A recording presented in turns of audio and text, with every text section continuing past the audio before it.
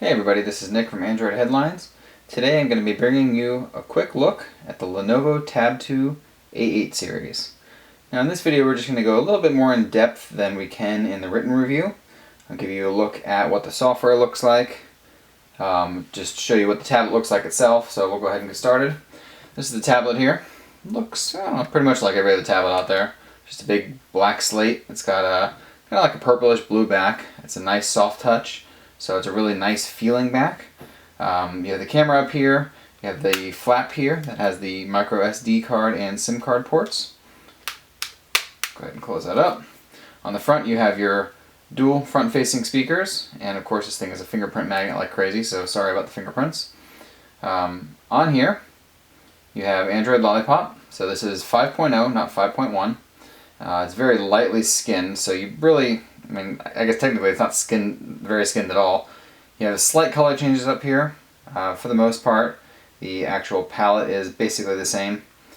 This is a little bit different from stock Lollipop. Looks a little bit more like a Samsung device, but that's going to be about it. Most of the rest of it's pretty similar. Again, like with the home button's a little bit different from stock Android. They really haven't made a whole lot of changes in general.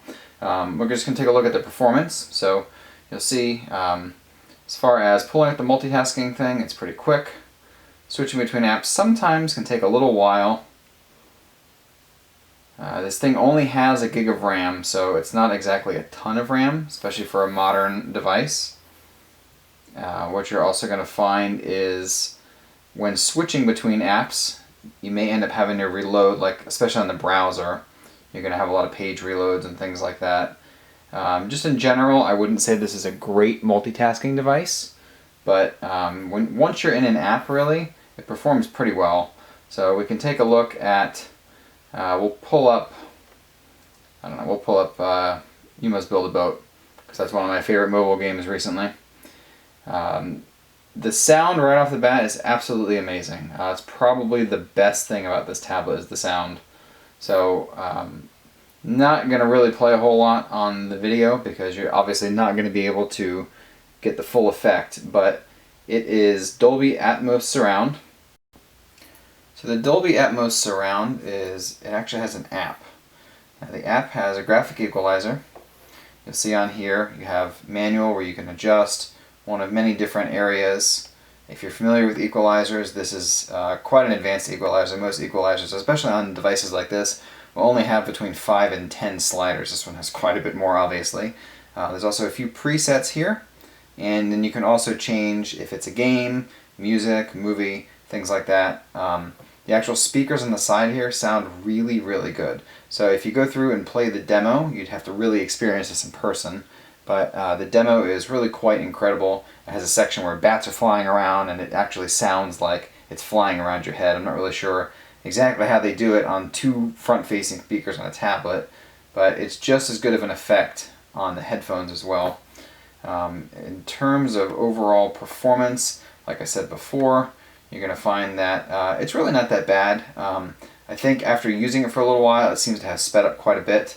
I know originally I had problems with the digitizer, so like if I were to go into here, for instance, and try to type, I'll wait for it to load here for a second. Alright, try to type. This is the way we do it, because why not?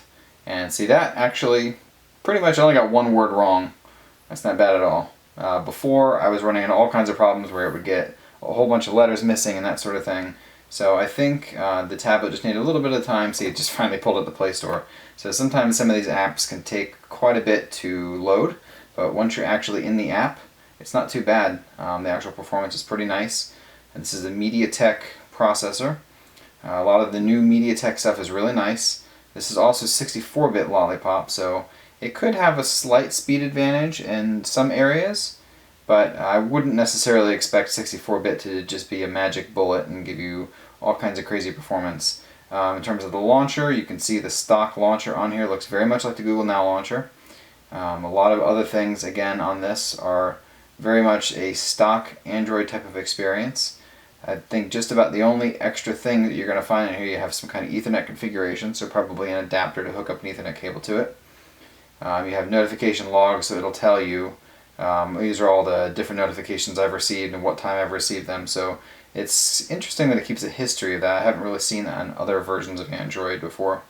There's a scheduled powered on and off, and that's really about it outside of stock stuff. There's your regular Google Now thing. That's it. So thanks for watching. Hope you enjoy the full review.